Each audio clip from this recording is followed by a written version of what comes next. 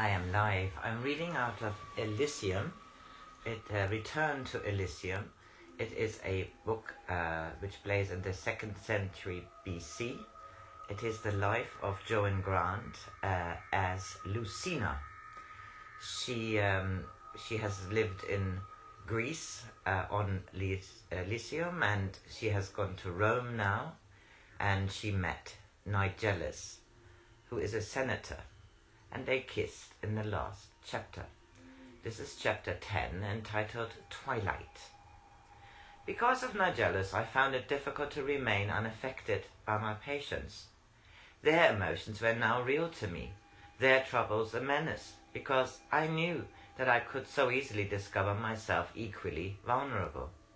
I, who had recognized that indigestion was usually a symptom of a more subtle failure, found myself disinclined to eat. I tried to hide my lack of appetite from Salonius to avoid the humiliation of receiving an explanation, which I had already given myself with no useful effect. Epicurus seemed anxious that I was getting too thin. Narcissus remarked that my protest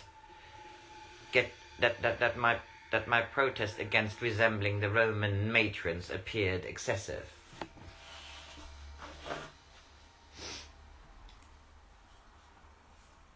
Perhaps, he added,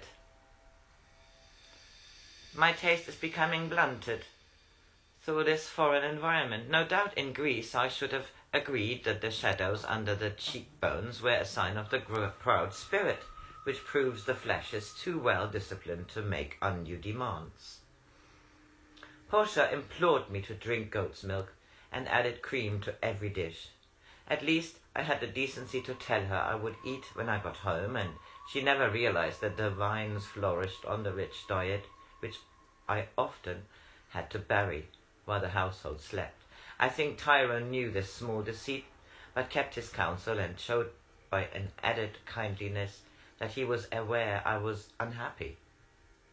I knew he was excited when he came into the room where I was writing notes of several cases that would interest Salonius. I had heard a chariot drive up the hill and thought it was only Narcissus. There is a young lord from Greece, he says. He says he is a friend. His name, Tyra? The Lord Euripides. I ran into the courtyard and saw Euripides giving his cloak to one of the boys, smiling at him as no Roman would have done, as only one of us who came from Elysium would have found natural. In that moment I knew that what was wrong with me. I had forgotten how to be natural. I had forgotten everything which Asclepius had tried to teach me. How is Asclepius? I said. Oh, Euripides, I am so glad to see you. I want to hear everything about Elysium. I want to go back there with you. He kissed me on the cheek, but instead of sharing my excitement, his eyes were grave. Is anything wrong? I said, suddenly frightened. Come outside, it's easier to talk in the garden. I followed him to the terrace and watched him go to the balustrade and stand staring out across the crowded alien hills. Asclepius is dead, he said, and still he did not look at me. He thought of you while he was dying, Lucina. He asked me to tell you that there is only love between you, that he understood why you had to go away.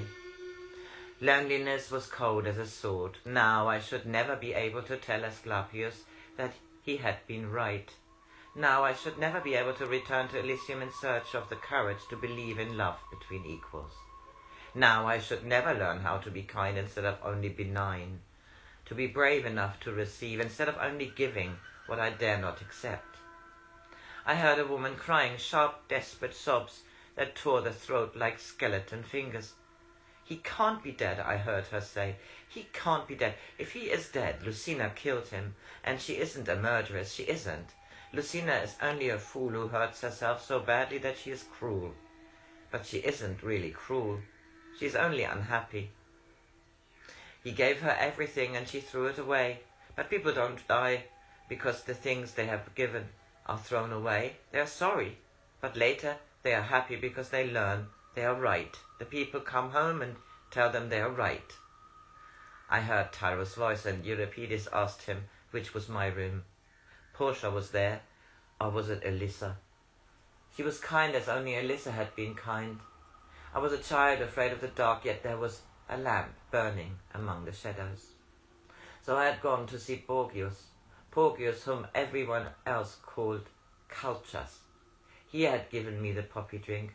Why didn't he recognize me? Soothsayers treat each other as equals. They don't have to pretend to each other. We can't always pretend. We can't go on being so much more than we really are. Porgius, make them understand. I'm only Lucina. They think it is so easy, always being clever and knowing why people are unhappy and making them better again. But I can't always be clever, Porgius. Sometimes I have to think about me. And I don't want to think about me. But I can't help it. I have to live with me. All the minutes and hours and days. And the nights too, Porgius. I'm so afraid of the nights. That's why I walk along the quays and watch the pattern of masts against the sky. The ships could take me back to Elysium if only the pattern was right. But the pattern is never right. I made it, and I'm not very clever. Won't they ever believe that I'm not very clever? Won't they ever believe I want to be ordinary? I know I wanted power, but you don't let a child play with a sharp sword. Asclepius didn't, you know, the sword was too sharp. It killed Agamemnon because I wasn't strong enough to take it away from him. Why didn't you believe in the sword and take it away from me? I would have given it to Cleon, but he didn't want it. Couldn't. Cleon have taken it, just for a little while, until it was blunt and couldn't hurt anyone, not even me. I don't like being hurt. Dying is no use. Nothing is solved by dying unless you're ready. That's why you died, Asclepius. You knew how to be ready for dying. You never tried to run away from anything. Did Socrates run away? You said that unless he had been ready, he would not have been made to drink the hemlock. Have you asked him whether he wanted to go away to find the answer which no one alive was wise enough to give? But I want to run away, and I don't know where to go. I always thought I could go back to Elysium to find the answer, to ask the question, but now you are dead. There is no more Elysium. It was only real because of you. No, nothing is real. Nothing. I must have had the summer fever, for the next few days are not clear in my mind. A series of pictures which might have been painted on the walls of my room. Portia talking to me as though I were a child or had been very ill. Dear Portia, to please her I drank broth out of a spoon and said I was hungry for the smooth food she gave me. I remember Narcissus staring out of the window and biting his nails. He was proud of his hands. Why did he suddenly bite his nails? Epicurus brought me toys, a string of amber with flies in their ageless honey, a Persian bird with jeweled wings, a vase on which the pipes of eager shepherds were never stilled. Euripides was always there. I never had to pretend anything I did not feel while he was in the room. He knew when the pillow was hot even before Portia did. He bathed my temples with rose water. He talked of the play he was writing so that I forgot I was feeling so weak that I dared not get out of bed. He did not feel embarrassed when he spoke of Asclepius. He knew that it was necessary to remember that the past Elysium was safe in our hearts, that Asclepius was somewhere real where the actors go when the little stage is empty. Did Porgius come to see me when I was ill? Euripides paused before he answered. Sometimes you called me Porgius. I would have sent for him, but none of us knew who he was. I'm glad he wasn't really here, I said. I wouldn't have liked him to see me like that. Will Salonius ever believe in me again? He thinks there are only two kinds of people, the mad and the sane, and I have not been very sane since I was ill. Salonius? His voice was hard as frozen ground. No, we kept Salonius away. It was easy enough.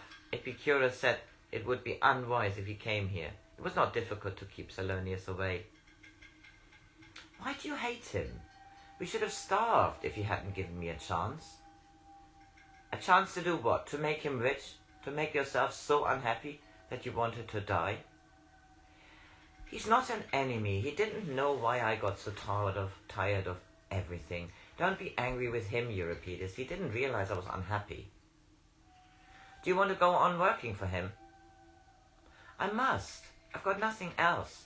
I can't throw away everything. I thought I could go back and work with Asclepius, but he isn't there anymore. I must stay here. I don't belong anywhere else. I've become successful, Lucina. Come back with me to Elysium. Cleon is still there. Epicurus could come home too.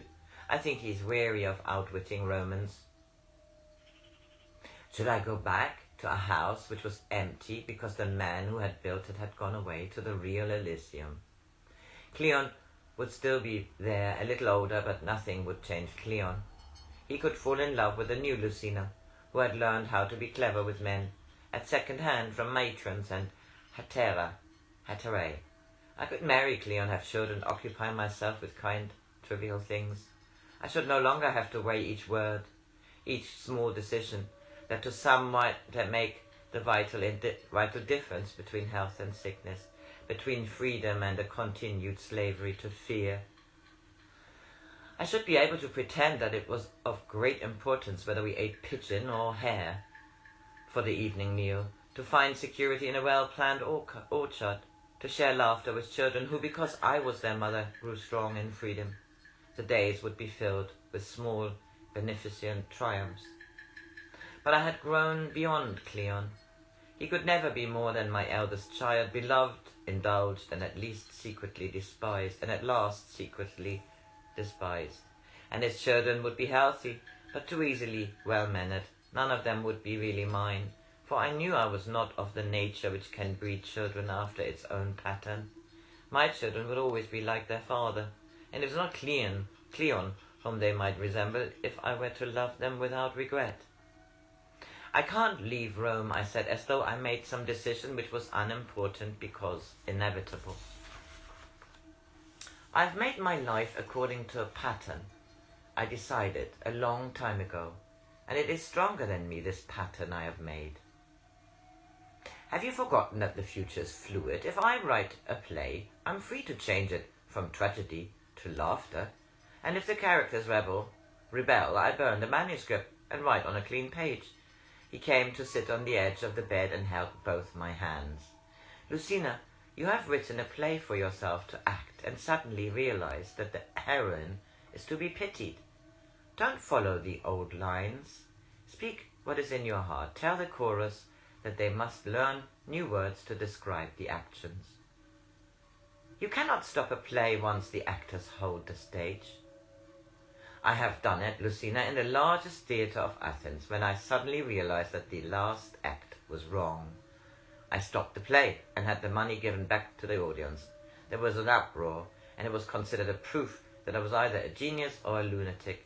When I put the play on again, which took some persuading, and I only accomplished it by promising the theatre they could charge double for the seats, there were crowds waiting to go in from early morning. It was not the best of my plays, but after that I could write anything I liked, and the audience remained faithful.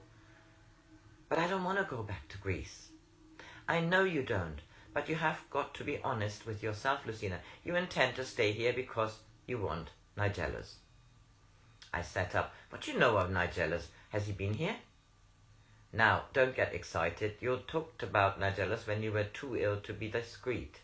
By Zeus, it is a hideous discretion you have imposed on yourself, acting a part too difficult for anyone to sustain indefinitely, night after night, and shutting yourself up here until you're nearly withered through boredom. Bored? That's what's wrong with you, Lucina. You behave as though you were a parched virgin of 70, instead of a young and very beautiful woman. Or you would be beautiful if you were not too thin. I giggled and realized with a shock that I had not done this for years. I am a virgin, I said, and found it a joke instead of something of which either to be proud or ashamed. Yes, but that is an ailment not without a logical cure, and as you are not also 70, the remedy should not be hard to find. But I'm a priestess, Euripides. And is your body different from other women's? Do be a realist, even if you happen to be living in Rome. What you need is to be loved, not in the same remote, nebulous way. And if you don't know what to do about it, I am sure that some of the women you've helped would be glad to give you useful advice. What you want is perfectly natural and right. You happen to have chosen a Roman, but no doubt this city has some remarkable inhabitants, though I personally think it's a pity you couldn't choose a Greek instead, especially a certain Greek dramatist who understands you a great deal better than anyone else is likely to do. However, you've made your choice, and nothing will content you until you have found out for yourself whether he is real or not. But it's impossible, I said. He is a senator and married with 2 grown-up children. He says we have to wait until we are both dead. When I see 2 corpses fulfilling the natural roles of enthusiastic lovers, I may be prepared to believe his story. Until then, I prefer to appreciate the abilities which the gods consider appropriate to mortals. And you had better accept the fact that whatever you may want to do after you are dead will probably be quite different to what you want to do now. And now is the only thing that is ever really important. But Nigellus doesn't want me now. If he is really such a fool, then sooner you discover it, the better. My dear Lucina, I know you far too well to believe that you will be deluded by a man who's too frightened to take what the gods offer. Are you afraid of being disillusioned? Surely you have not become a coward since you left Elysium. We agreed long ago that if we wanted anything, we would always have the courage to go after it. You decided to be a priestess. So you ran away to Rome and found exactly what you wanted. Now you want Nigellus, so go and find him, or find out that you don't really want him. But how can I? A famous Greek dramatist, I'm not being boastful, I am famous, has come to Rome bringing with him his sister. It is natural that she will be included in all the invitations which will be showered on him. Julia, oh yes, you talked about Julia too, will certainly not allow a celebrity to be absent from her parties. I shall choose your clothes. They shall be Greek, and we will make these Romans recognize that they are struggling to emerge from barbarism. They are pathetically vulnerable to anyone who has the courage to insult them. Salonius would never let me do it. I have seen Salonius, and the conversation we shared I found entirely satisfactory. I was quite firm with him. I said that unless he allowed you to do as you wished, which included going where you liked, you were returning to Athens with me next month. Does he know about Nigellus? Yes, he's not so stupid as to have been unaware of the change in you. He paused and looked at me intently. Salonius is willing for you to see Nigellus. He considers there's no likelihood of any complications. He says that a senator would never consider liaison with a soothsayer, and that when you find that men do not number intellect among the desirable accomplishments of women, you will be only too glad to come back to the temple. In fact, dear Lucina, it is his considered opinion that you are an admirable priest, but a complete failure as a potential lover. Oh, is it? I said. Perhaps it's time for Salonius to discover that he still has a lot to learn. So that was the end of chapter, was it 11? Entitled Twilight. No, it's 10. The next one is 11, entitled Roman Daughter. Have a wonderful Wednesday.